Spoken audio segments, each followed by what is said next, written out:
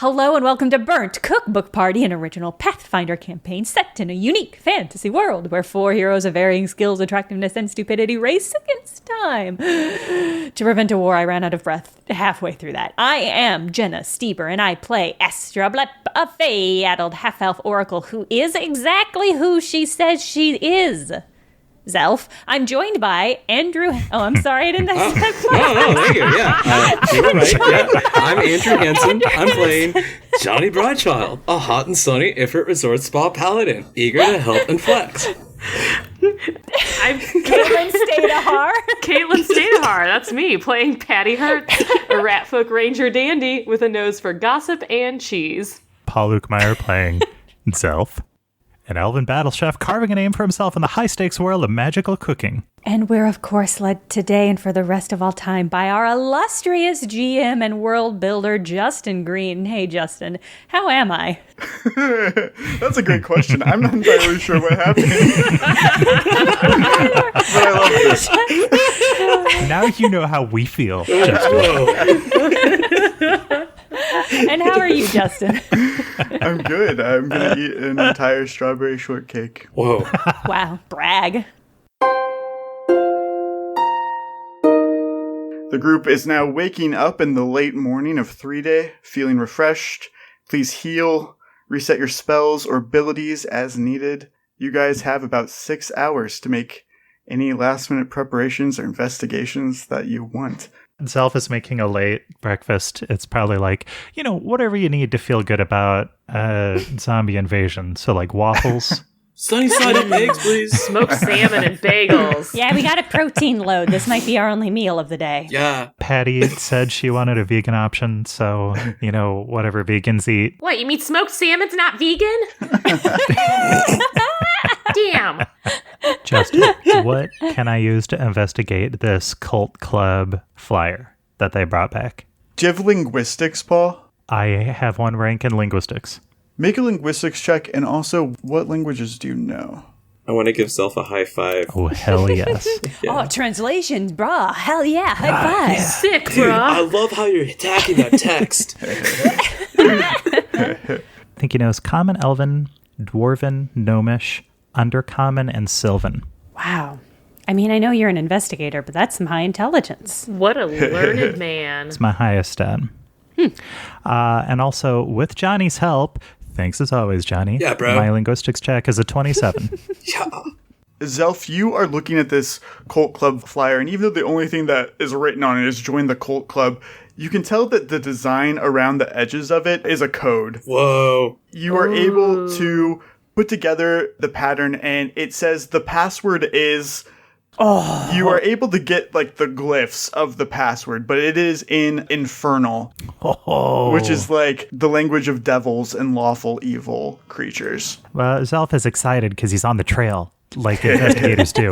So he's going to snap and hold up his hands and say, who knows Infernal? That's a no, buddy. I don't. No, why would any of us know that? No one here speaks the language of lawful and evil? I didn't even go to college, man. Well, then who knows? Who knows Infernal? Somebody at the school or somebody in town? Oh my god, maybe my BFF Sasha does. No, it's fine. I've got this. I've got comprehend languages as a spell. Yeah. Oh, yet another learned individual. You don't have to study. You just have to find the right shortcut.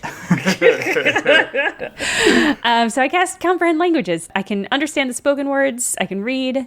Astra, suddenly these alien characters make perfect sense to you, and you know this is the infernal word for method, which are these little impish creatures. Okay.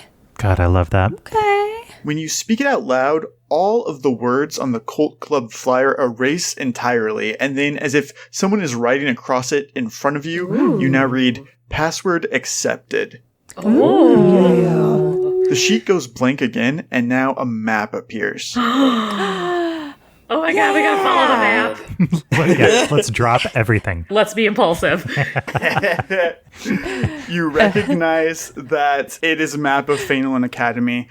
There is a spot marked with an X, and then a date and a time, which is today at 4 p.m. Patty, you recognize that the marker is placed where you came out of the tunnel, the underground area. Oh, the ice zombies are going to be funneling out of there at 4 p.m. Yeah, that's worrisome.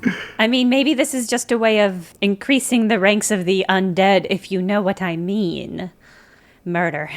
Maybe this is just a way for Windhorn to gather other flunkies. You'd have to be into some bad stuff to even know that that's there. Maybe Ansel's not his only weenie.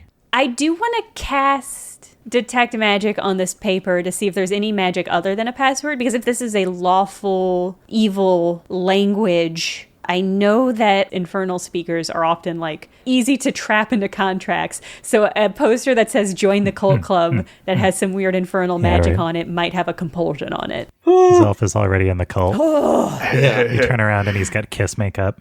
Whoa. What? Whoa. Yeah. Whoa. Astra, you don't see any other auras on it that lead you to believe that it's enchanted or compulsion or evil. However, you do recognize that it's an identical spell as to what is cast on the password-protected letter you found on Ansel's possessions. Okay, that was going to be my next step, is I want to try Mephit in Infernal on that. Yeah. Astra, finally, this letter that you've been carrying around Oh my god. unlocks itself for you. Awesome. And you see that this is secret correspondence from High Mage Windhorn to Ansel Farrell.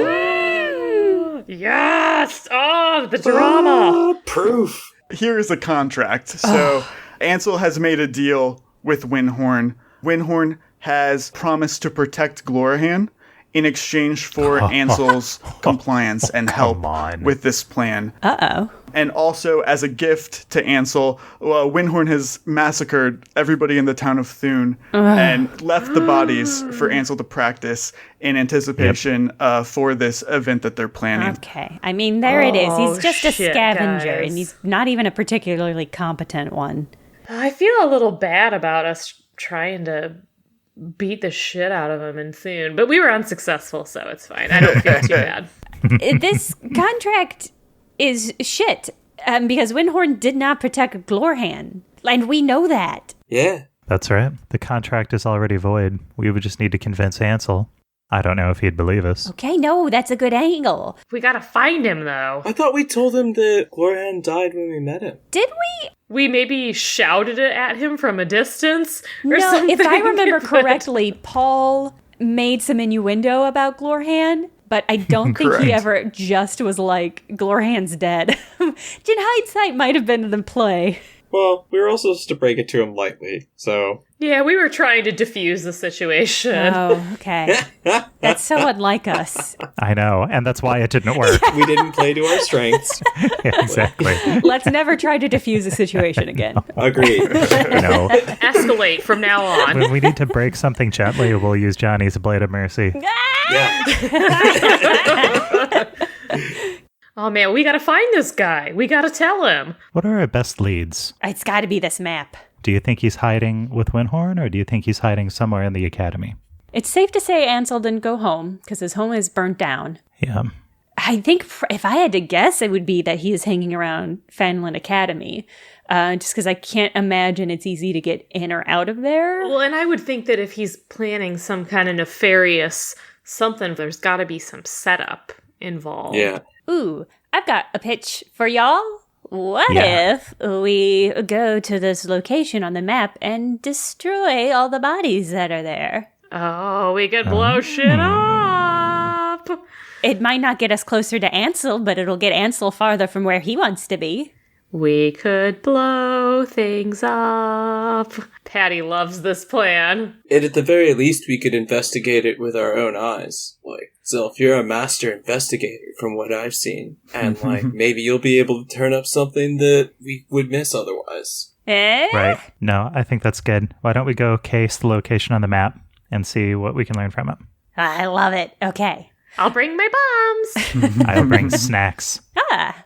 The four of you head over to Fanelin Academy to the location marked with an X. Astra, despite growing up in Fanelin, this is your first time stepping foot inside. Is it intimidating? I'm not scared, Justin.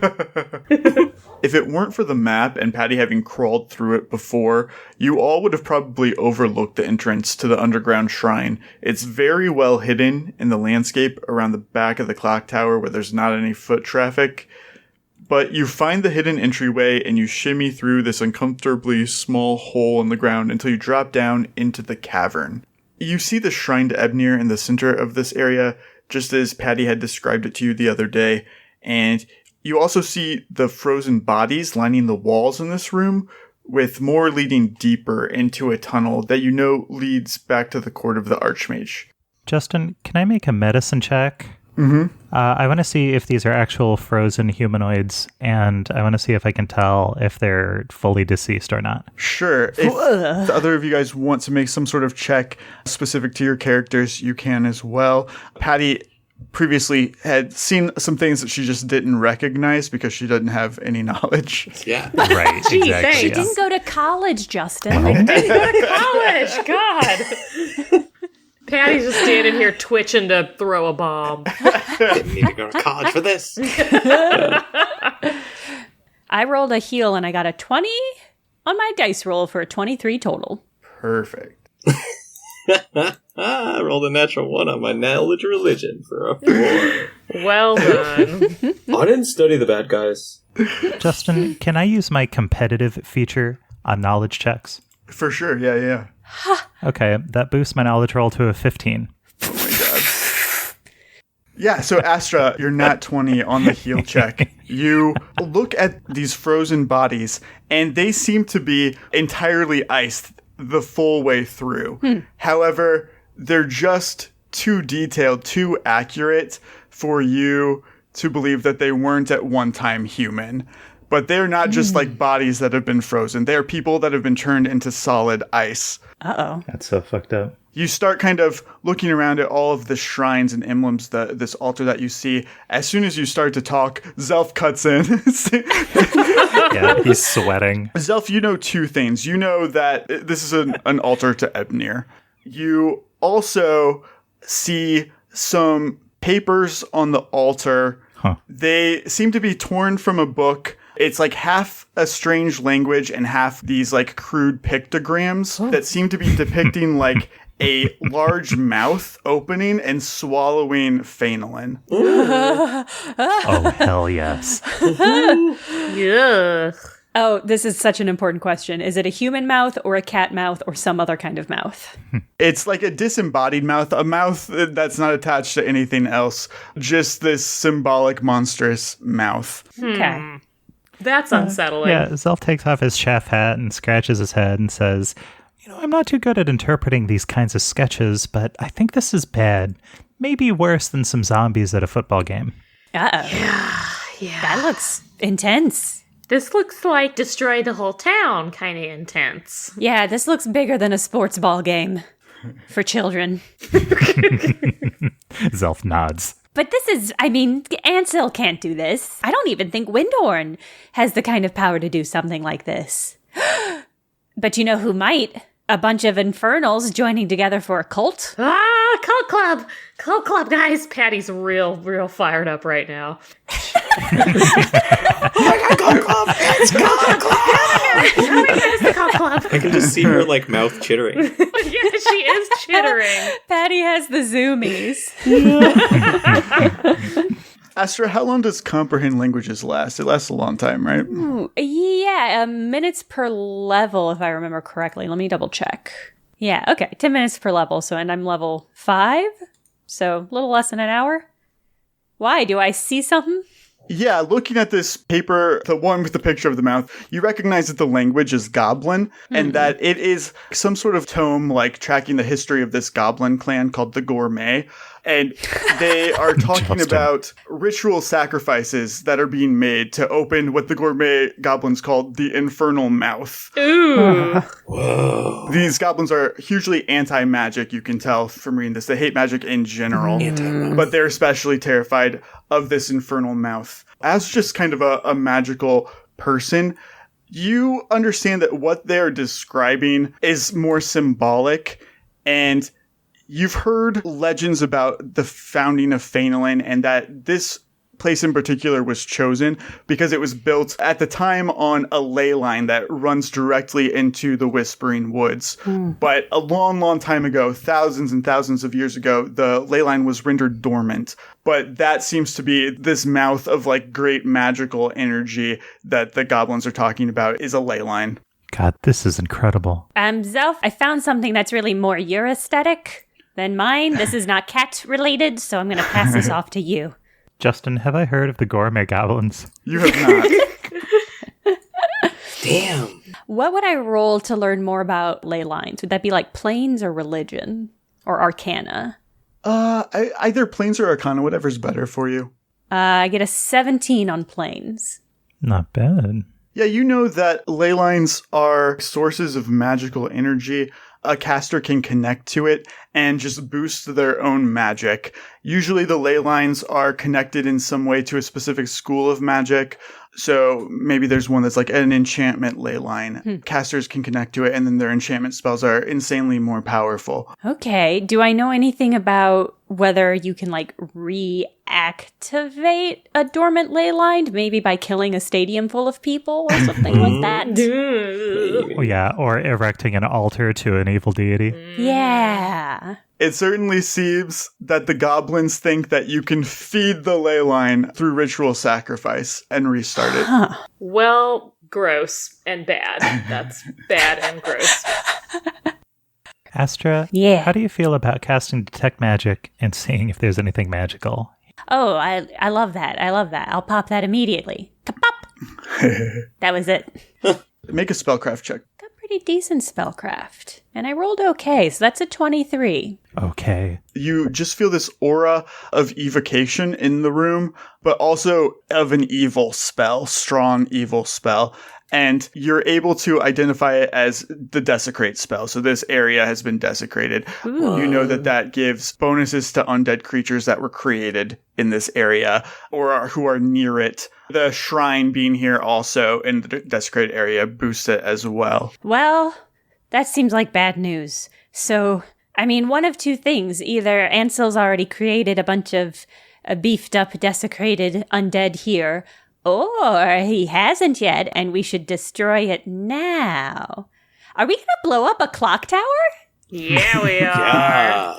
Hell yeah, we are. Wait, Patty, do you still have that bomb? I absolutely do. You mean my remote detonation?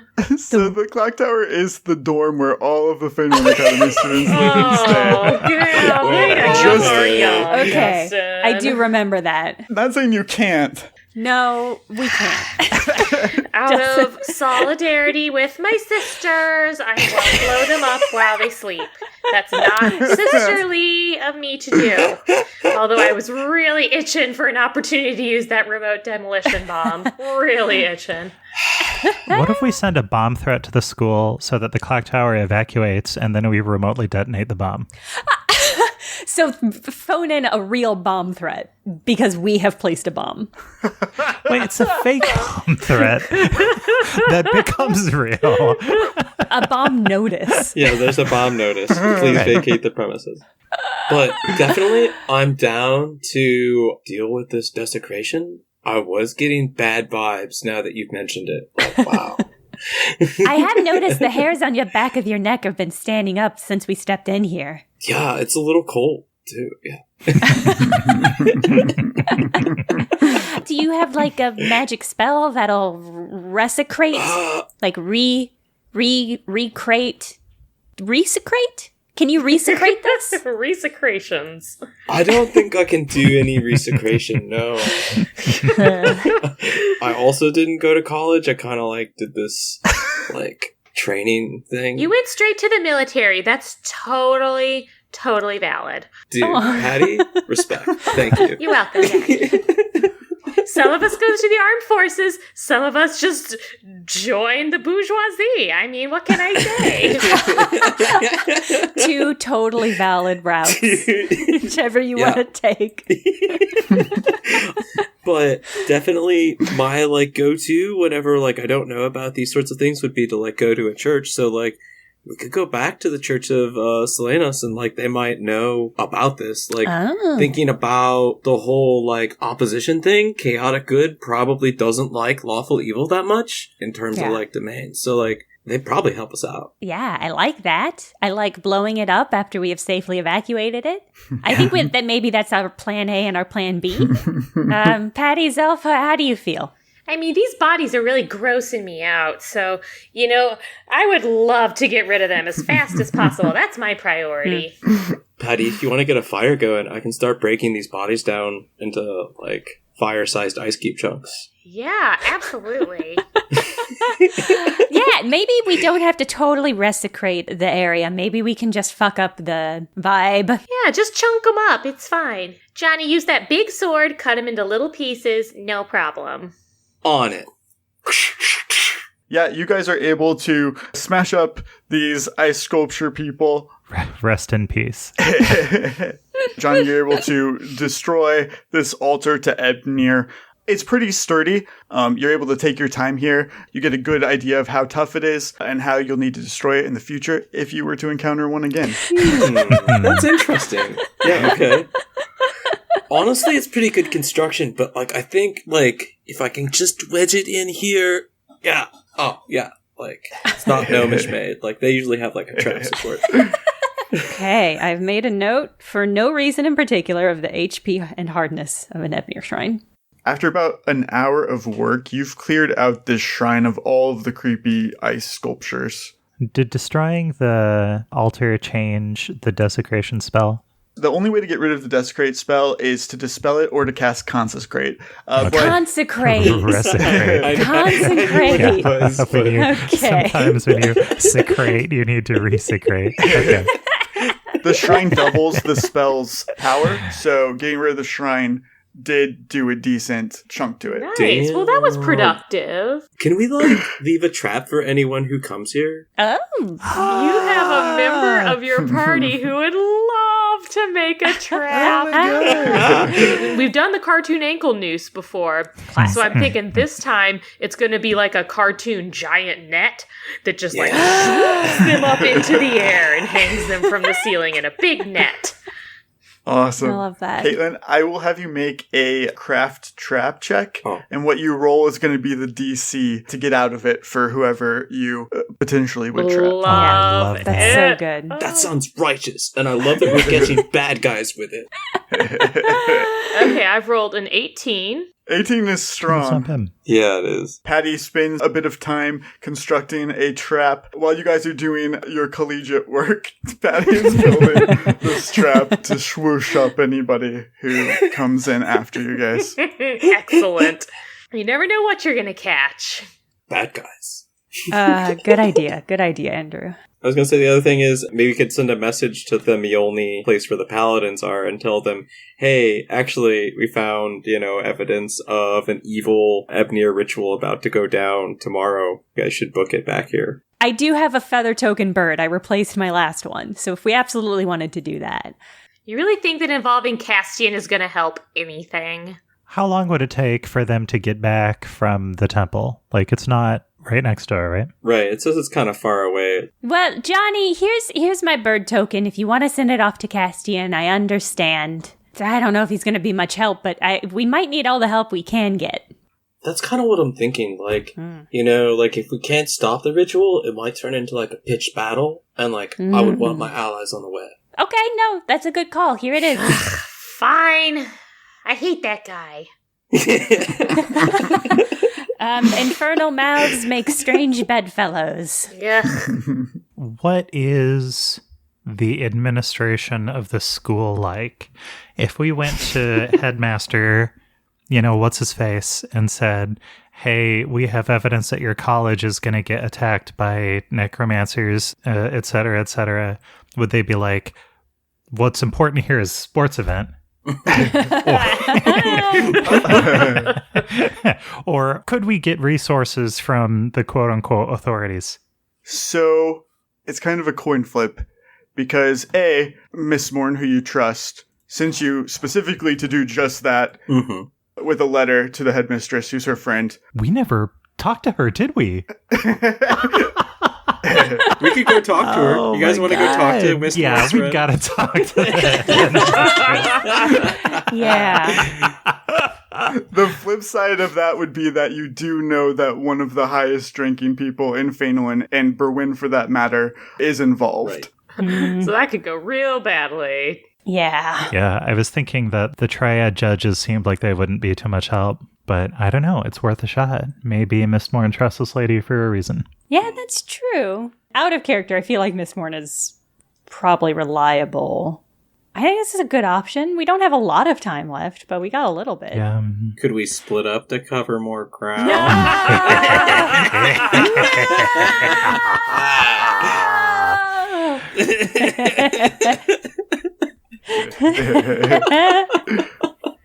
Does anybody think it would be worth trying to find the goblin tribe to see if they know more about this ritual? Or do you think their condensed historical knowledge already exists in the papers the party already found? I bet it would be useful. I bet it would, but I'm thinking that they could be a possible ally in this. I'm also concerned about how they're going to react to the magic-using members of our party. Yeah, listen, they're True. in the Whispering Woods, and we absolutely don't want to fuck with that. See, I do want to fuck with that, but I also don't want to fuck with it like hours before this major thing we have to deal with. It's not technically in the Whispering Woods. That's still up to you guys if you want to engage the goblins when you do have a time limit. How far away is the gourmet goblin encampment, village, whatever you call it? And what ways do they have to go there? Could they rent a horse or a carriage? Yeah, definitely. I think that all that stuff is available. It'd probably take you about an hour on foot. Okay. Nothing could go wrong, right? I don't think so. There's no possible Oh, boy. scenario where they'd attack us or hold us captive or put a bomb vest on us or anything like that. Yeah, they seem to hate magic, and that's bad news because pretty much all of us have magic to some degree. Some of us to greater degrees than others, Zelf. Ugh. In my heart, I feel like that's a terrible idea. And you guys trust me, right? I mean, you are a hero.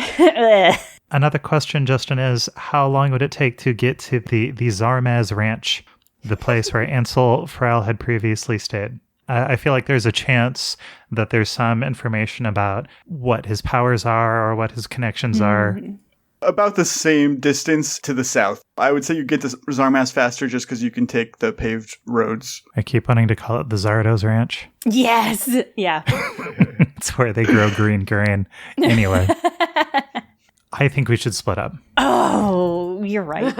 Yeah, the cost of splitting up is less in this narrative portion where we're doing kind of this high-level investigation, more so than when we split up in a tactical environment. So I think we should make the most of our 6 hours, maybe meet up with a couple hours left. Okay. Well, if we're splitting up, I think that probably me and Janni should go see the goblins, us two non-magicers. Yeah. Less magicers, anyway. Relatively less. I can enchant coins. That's about it. I don't think they'll care about that. Team party, I think, should probably go see the goblins. That sounds good. Team party. Should we all talk to the headmistress and then split up to go to the things that are a little further away from the city? Or should we prevent Patty from talking to this lady because Patty is already a wanted criminal in Phainwin for having broken into Windhorn's office? I'll just stand in the back. No, I think if we're splitting up, we should make the most of our splitting up. We'll say our goodbyes, and then if we end up walking in the same direction, it'll be awkward because we already said goodbye. I think that's the plan. So, Zelf, do you want to go see the headmistress with me? I do. Okay, good. Love to team up with you, Zelf. All right, Patty, let's go. Let's go, bro. Goblin time. I'm excited. I'll see if we can get a horse. I'm a little afraid of horses, but Oh, just tie me on with a rope. would you feel better, if you, sat on my shoulder? Yeah, I think I would. Just Yeah. put me higher in the air. Yeah, okay. No, I get it. It's cool. Get a baby, Bjorn. Also, it'll be intimidating because they'll think it's like a really giant guy coming. Yeah. Oh, wow. I think they're going to think it's Johnny wearing a mouse that he skinned. I think the goblins are not going to know what the fuck they're seeing. Yeah, maybe.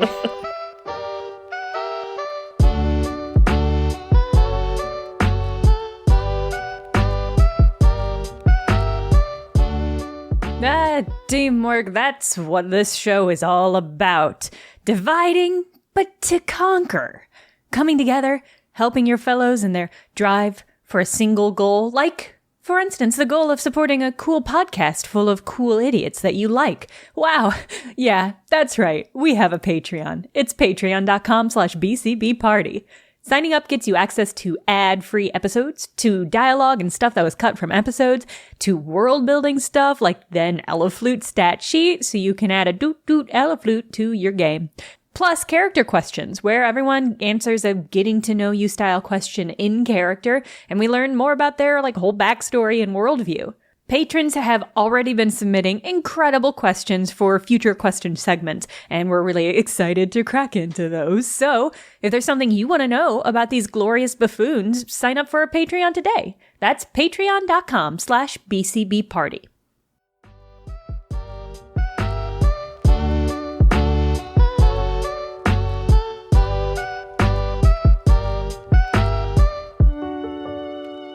Zelf and Astra. Yeah. We're so stupid. How are you wanting to approach this situation, I guess? I think we just go to her office. That complicated enough for you, Justin? Should we add more weird loopholes and rules? Yeah. One of us is going to climb in the window. I guess if you guys are being upfront and professional, I'll have you guys make diplomacy check. Oh, no! Upfront and professional is not how I would describe anyone in this group. Zelf is a professional chef. Diplomacy is not my strength. I rolled a 17, and with my plus 11 diplomacy, Wow. I get a 28. Great. People in authority love me. God, that's incredible. All right, I squeaked by with a 16. Phew. You know that at the very top of the clock tower is the office of Headmistress Nerixina. In Phainolin, Nerixina is a local legend. She's a very powerful summoner who has been the headmistress of the academy for 500 or 600 years. Entering the clock tower, you walk through the same commons area that Patty had been through previously. So you see the missing student memorial right off. You see some couches and desks where people are studying or relaxing with friends. Zelf, did you go to college? Go to private school? You could call it that. Chef sleepaway camp? It was Chef's sleepaway camp, actually. Oh. Really? Before the chairman started his apprenticeship program, he had chef camps. Oh, whoa. That doesn't sound like a fun camp. And one of these evenings, we'll drink some wine and I'll tell you about it. Oh, well, that sounds lovely when you put it like that. Yeah, I never came to the academy. It wasn't my style, it wasn't my vibe. Looking around and seeing all these people on these couches hanging out, being loafs. I'm like, maybe that's a good thing. Fuck this place. I'm over it. I think you're right. An institution like this, it's like a hothouse garden. All of these people, they won't become anything once they leave the school. They're only something while they're in it. Yeah, exactly. What do you learn here? You learn the things that the teachers know, but you don't learn anything else. But, that knowledge just gets passed down and becomes smaller and smaller every time it gets handed down. You gotta go out into the real world if you want to learn magic. Or cooking, as I always say. That's right. You're preaching to the choir. Yeah, Zelf. All right, let's go talk to this headmistress. We'll show her how to save her own school. Another bizarre interaction where I can't quite tell what the vibe is.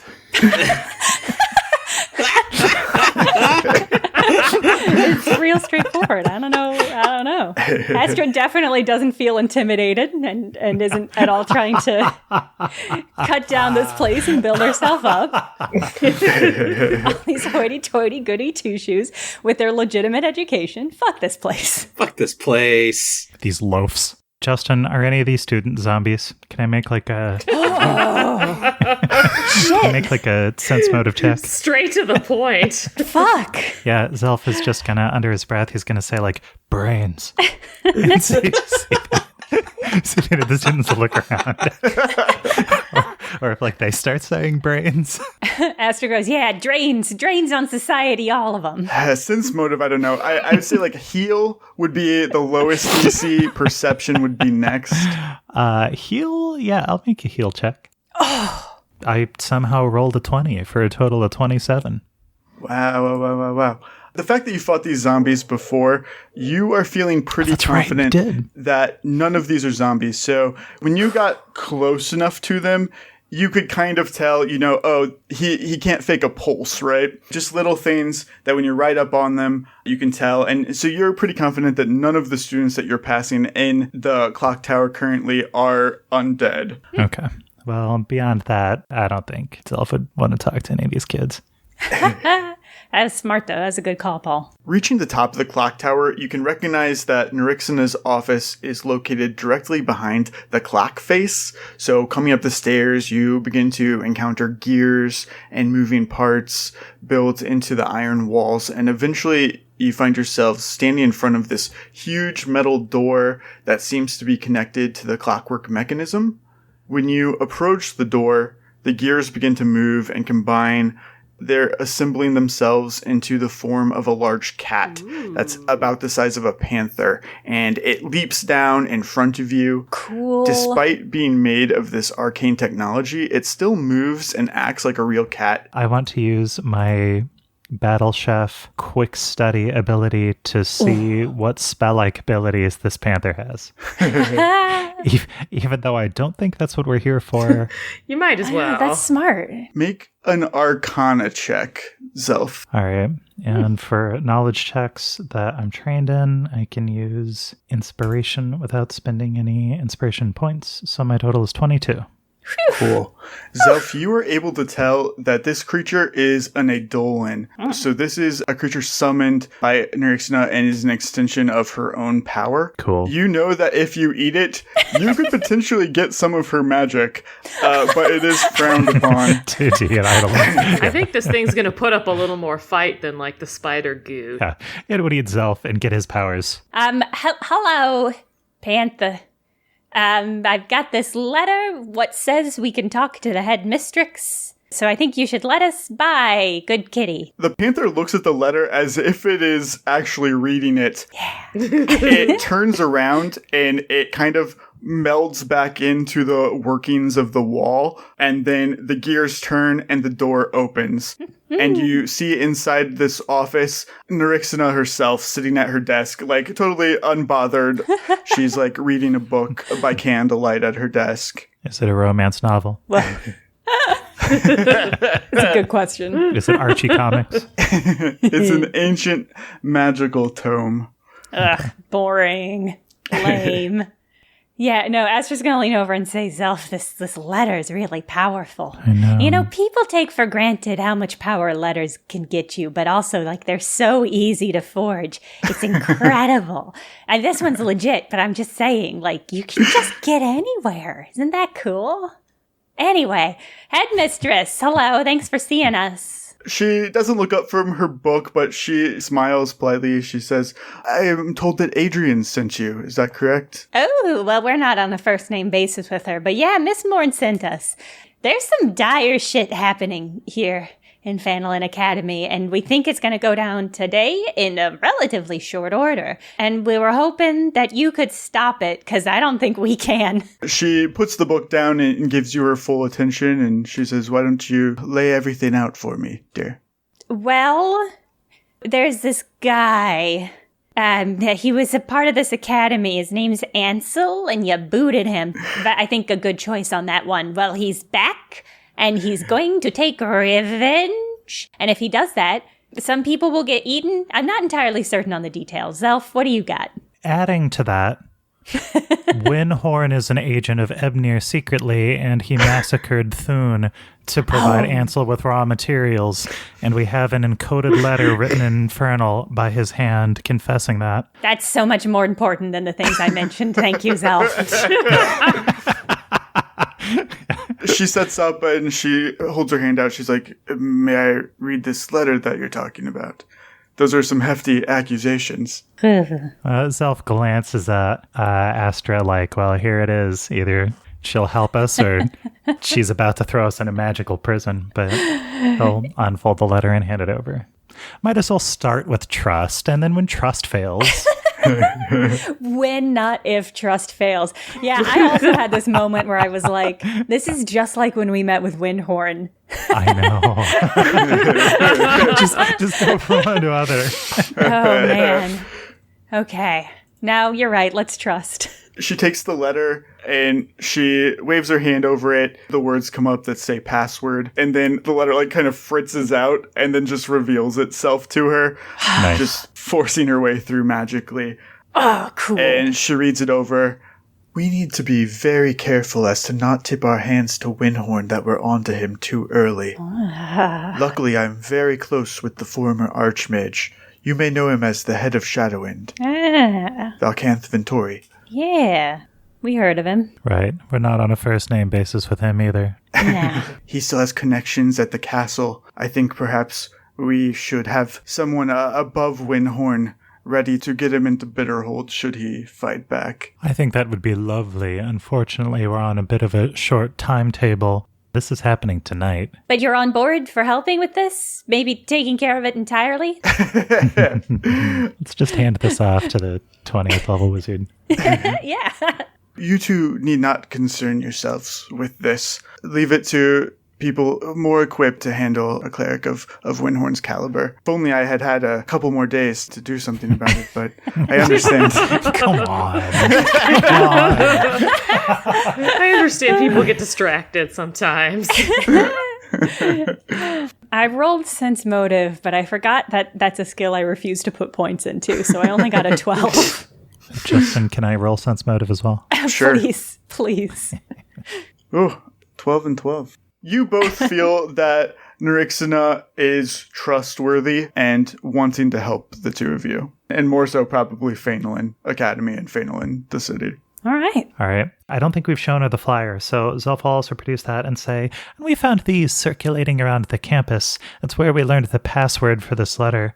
You don't happen to know what this cult club is, do you? Is there a faculty rep who's looking over it? Fucking funny. Teacher sponsor. I'm not familiar with this, but it's related to the issue at hand. Yeah, we're not entirely certain how, but we suspect that either there'll be sacrifices or they're the ones that are actually going to do whatever ritual it is to call the Infernal Mouth.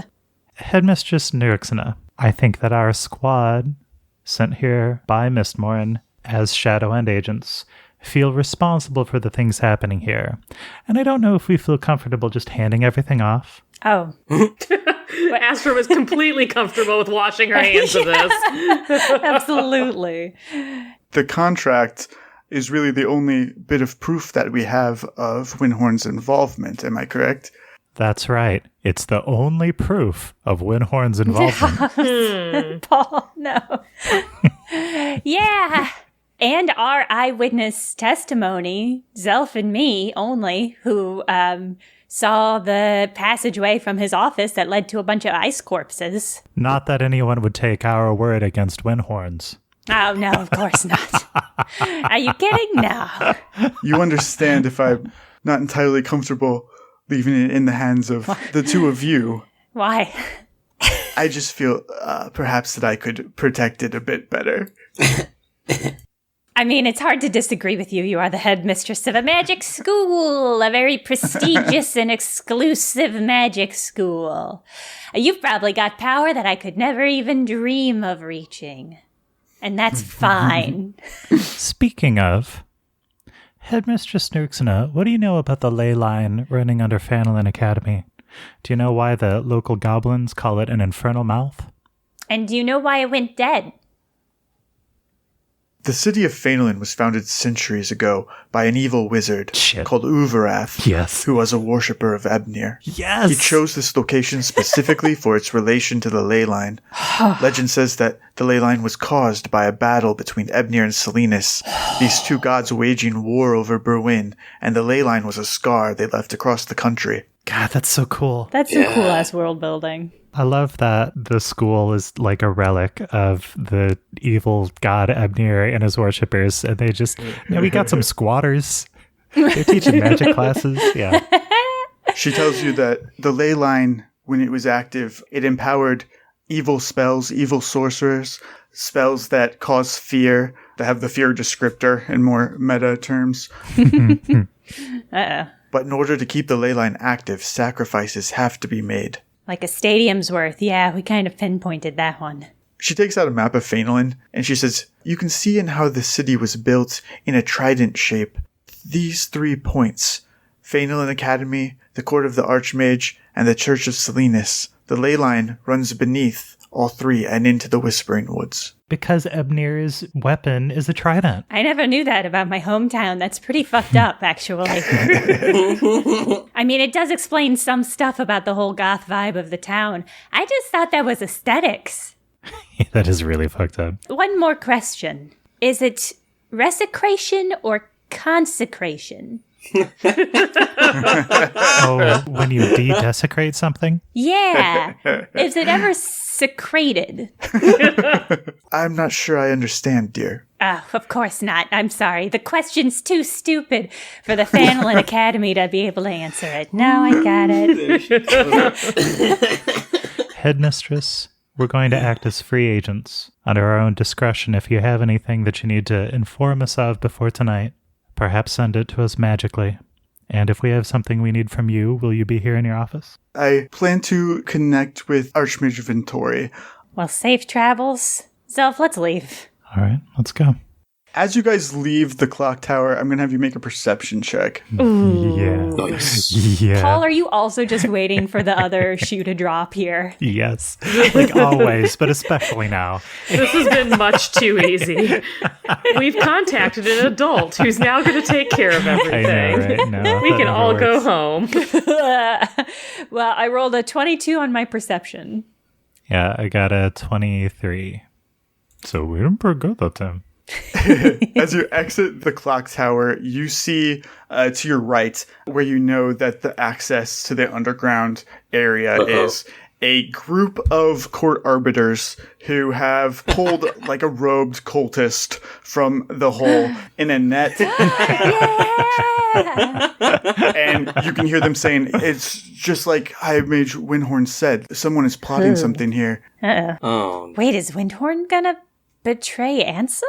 Zelf, did you hear that? What do you make of that? I think Windhorn has plans within plans, and any one of his plans is the perfect way to spread a smokescreen. Oh, I don't like that. I barely have one plan. Do we need more plans, Zelf? No, we need less. Oh, okay. Okay, that's easy. All right, no plan. Okay. It's the only way to confront somebody with endless plans. That totally makes sense to me, Zelf. Yeah. No, that logic is impenetrable. Justin, can Zelf get closer and try to glean any more nuggets from the person they're capturing or from the crowd? Are there any zombies in with them? You don't see any zombies, but you do hear them talking amongst themselves. One says, we're looking for 3 suspects. The same 3 that took a paladin hostage and broke into the court of the Archmage. Damn it, I knew it was going to be us. As soon as he hears that, Zelf puts a hand up to make himself less visible. Just walks by with a hand over the side of his face. Takes off his chef hat, Da-da-da-da-da. pulls a tablecloth out of his bag of holding to wear it over his chef clothes. Meanwhile, Johnny and Patty have been riding a horse. Johnny has been riding a horse. Patty has been riding on Johnny's shoulders on the horse. Let's be accurate here. yeah. After about a half hour, you guys arrive at the gourmet goblin camp. You see these tall wooden spikes that form like this large wall around this wooded area. Whoa. There are on each side of this camp tall lookout towers. If you go straight up to the front of it, you will be seen. Cannot wait to see what they do. So I feel like we should have a little team discussion here for a minute. Yeah, sure. What's up, Patty? You know what, Johnny? The whole ride up here, I've been sitting up on your shoulders, just thinking, and I've made a list of questions that I have for these goblins. Okay. Like Sweet. Barbara Walters. I'm so prepared. But, I think we should just, go up to the gate and be like, hey, guys, it's Johnny and Patty. What's up? And see if they'll talk to us. Yeah, like, I was thinking I'd, like, create some sort of, like, flag of surrender or something. Like, Oh, I love it. Well, like, we don't surrender, but like a flag of like, peace? we're not here to be mean to goblins. Like, Yeah, yeah, totally, right? yeah. I think our intentions will show through. Yeah. I agree. Okay, excellent. We can use some of these leftover t-shirt making supplies that I have, God. and we can make a flag. Awesome. Can we write, like, friend to goblins or something? Yes, F2G, Totally wear that. F2G. This was the right group to send to the goblins. I mean, with perfect clarity, I knew that was going to be what they did. Not the t-shirt thing, that was wild. But obviously, the only solution, if you to walk right up to the front gates and say, hey. Yeah, so I think Johnny and Patty are going to pull out the t-shirt making supplies and make like a little banner that says like F2G and it has a smiley face. Johnny will draw, like, a trident and then, like, draw an X through it, so, like, it's bad. Yeah, no bad. No trident, No bad. no Abnir sort of deal. Smiley face, no trident. Right. As you approach the goblin that's in the lookout tower that's nearest, you can hear him start jumping up and down and screaming down into the camp, something in the goblin language. You can hear some rustling back there. I just realized, do either of us know goblin language? Oh, no, Patty, I totally don't. We didn't think about that before we came. I don't think that I do either. Uh-oh. No, it's all right. Like, We'll have to just, like, use, like, hand motions. yeah, or, like, we can draw, and, like, you're pretty good with, like, design and stuff, so maybe we can draw what we true. want in the ground. Yeah. Okay, awesome. Okay, we have a plan. It's gonna be fine. It's gonna be fine. As you guys discuss this, the doors are pulled open. Whoa. It worked. And you see a group of goblins standing there. They are squat little, like, green scaly creatures.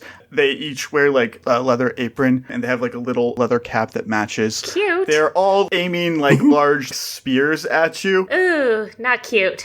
Behind them, you see two very tall anteaters, almost, that are Ooh. blue. They've got a long trunk with, like, a little anteater tongue that comes out. You see, like, some, like, saddles on them. And one of the goblins is trying to wrangle two of those. They're quite big, bigger than your horse. Wow. Yeah, and they're all screaming at you in goblin. Overlapping with each other. So this is a total wild hair, which is Hell yeah. all that I ever do. I have some points in handle animal, and I'm like, could I offer to assist this goblin with wrangling his giant blue anteater as a peace offering and show of good faith? Yeah. Justin, like, I was not prepared for this. Yeah, Johnny's gonna, like, you know, hold his hands, like, real wide and, like, have a universal sort of gesture of, like, non-threatening, and he's gonna be like, oh man, they're like chefs, right? And he's like, what would Zelf want? And he, like, pulls out a box of cat treats and, like, leaves it on the ground and, like, backs As an away. offering. As an offering for them to get it. And also leaves them, like, so they can see it more clearly, the t-shirt he's wearing. Friend to goblins and no Abnir. Can you speak the universal language of massage? if they let me, like, Yeah, we should probably not go straight to massage. and I can sit down like I'm looking for, like, a discussion or something like that. Let's see what happens with Johnny's offering of cat treats before I, like, go up and start helping cowgirl this anteater. And then if they're open, I will offer that as, like, an additional benefit as a friend to goblins. F2G, which is what I am. Yeah. God. I guess I'm going to have you guys make a diplomacy check. I'm just trying to decide at what penalty. Because we don't speak the language. We're just pantomiming. And I will assist her on the diplomacy check. It's a group effort, what's happening here, so... We all have really, like, pleasant expressions on our face. We're super nice dudes. We're using very open body language. Yeah. Like, Yeah.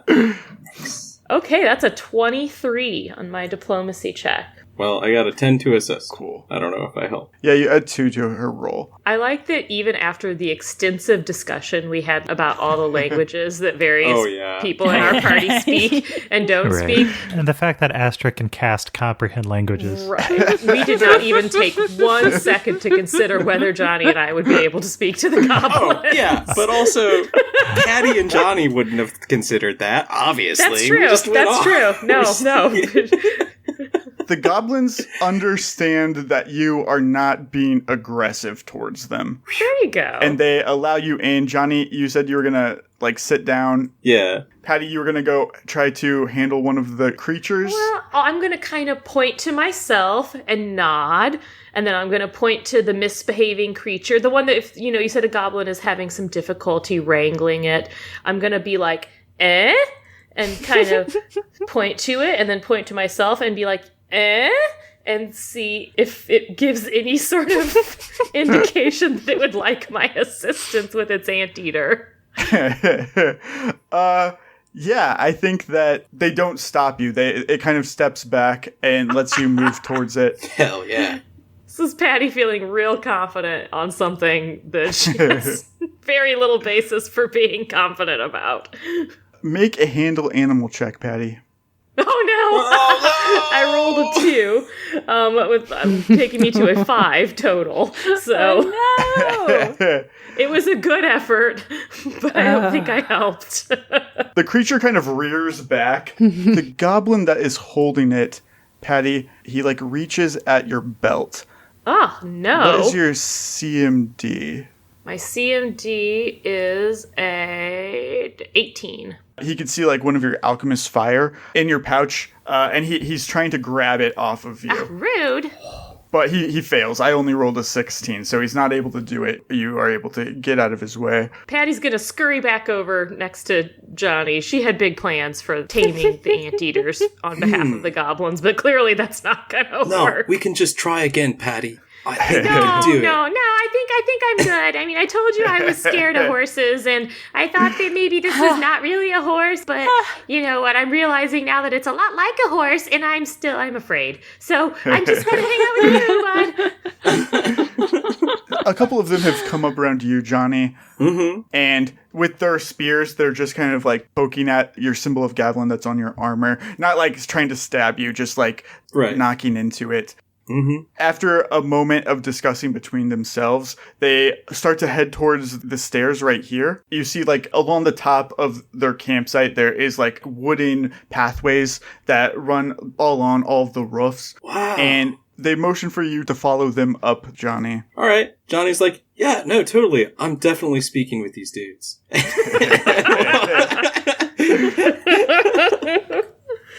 I wait for Patty to come with me. I don't leave her unless she wants to stay there. I don't know. I'm sitting here looking through my inventory for anything I can barter with the goblins with, and all I have is beer, and I don't know if I want to get them drunk. So I think I'm going to try to follow Johnny and see if they're okay with that. Johnny is looking around like a kid at Disney World. He's like, "This treehouse is amazing, Patty." Great, yeah, the goblins allow you to come along up into these thin rooftop pathways, these little wooden bridges between the rooftops. Once you're at higher ground, you can see the full expanse of the camp. On the ground below, you note a lot of shoddy single occupancy tents that are just thrown together in groups outside. But there are also 4 more substantial structures. They are built sort of haphazardly with lumber and sticks, and they have these thatched roofs. The goblins direct you along a path that branches out to the right towards the northeasternmost structure. And now, Johnny, you can see exactly what it is that you're being led to. It is a large sigil of Zitrix. Oh, no. Oh. And it's been erected on the roof of this building. You can see candles and strange offerings that are placed all around it. Remind us who Zitric is? Zitrix is the chaotic evil god who is directly opposed to Gavilan. Yeah, the gnomish person who sold me the cursed item. Well, I had a Zitrix thing. Right. Ooh. Could you barter that cursed shield to them? That was literally what I was just going through my head. They probably would really like it. Johnny, save that in case you need to, like, barter for the life of a hostage named Patty at some point in the near future. He has, like, a lot of misgivings upon seeing that symbol. He's like, oh, man. Oh my god! I think Johnny is religiously obligated to destroy this goblin village. I know. Is he gonna light this whole wooden treehouse on God, fire? please don't He's just escalate. gonna get big and kick it over. As you approach the shrine, they all like kind of just gather around, almost like they're waiting for you to do something at the shrine. They're yelling commands at you, but you're not quite sure what exactly those commands are. Fuck. Patty is going to respectfully curtsy and see what happens. Lovely. And then dip into a little rat curtsy, which is very nice. She's been well trained. She went to a good finishing school. Of course. Can I make a knowledge religion check about Zitrix? For sure. And, like, rites and shrines, stuff like that. Oh, natural 20! Yeah, 23. I'm glad you know something. Patty, you can see that Johnny's 2 brain cells are going through a lot right now as he's thinking. So things that you know about Zitrix, you know that he is chaotic evil. He's the god of artifice and fire and also madness. Mm-hmm. You can tell that they are wanting you to make some sort of offering to this shrine, and you get an idea that this is some sort of pre-combat ritual that they're asking you to leave an offering to Zitrix, and then they're going to fight you. Mm-hmm. Oh, God. Johnny's like, hey, Patty, you might want to get ready for battle. Patty's just going to continue curtsying. I'm not leaving shit at this shrine. I'm here as an observer. If anyone's combating, it's you, bud.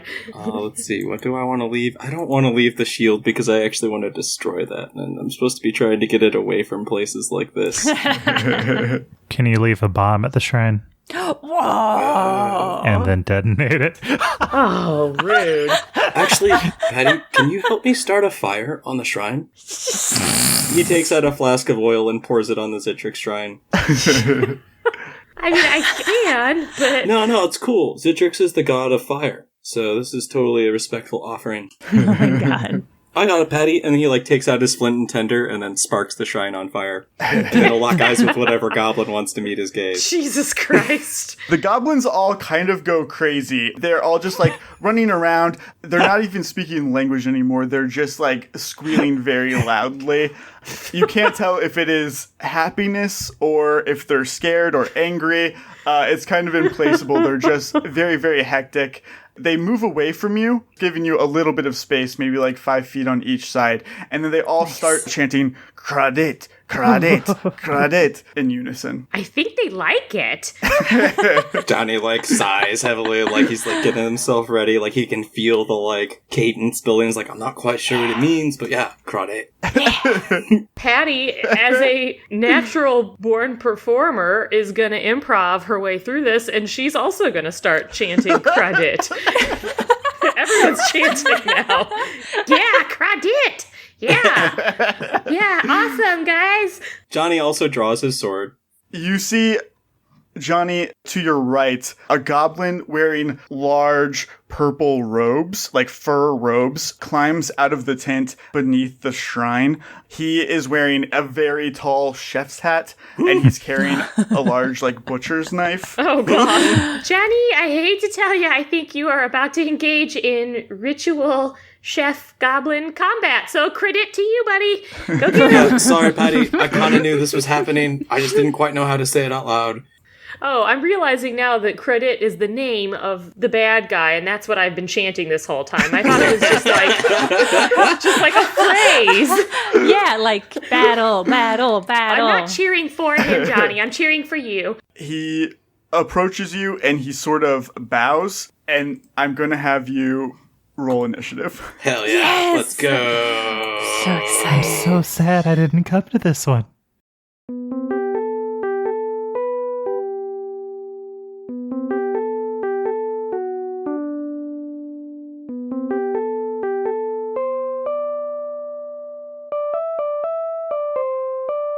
Thank you to everybody who has been listening and sharing the show. We recently made it to Spotify's podcast leaderboards, if you can believe it. We were number 6 for fiction podcasts in Australia and number 10 in the US. That, like, in all of Australia and all of the US, that was us. And we could not have done that without y'all listening and sharing it with folks. So I just wanted to say thank you. Also, thank you for all of you who have signed up for our Patreon. We have a backlog of already recorded character questions, but once we've posted those, we're really excited to hit the ones that you have submitted. You can post those on the Patreon or on the Patreon Discord, and we'll add them to the list. Burnt Cookbook Party is Andrew Hansen as Johnny Brightchild, Caitlin Stayduhar as Patty Hertz, Paul Luetkemeyer as Zelf, me, Jenna Stoeber, as Astra Blup, and Justin Green as GM and World Builder, produced by Jenna Stoeber. This episode was edited by Justin Green. As always, you can find us on Twitter at BCBParty or email us at bcbparty@gmail.com. Have a good evening.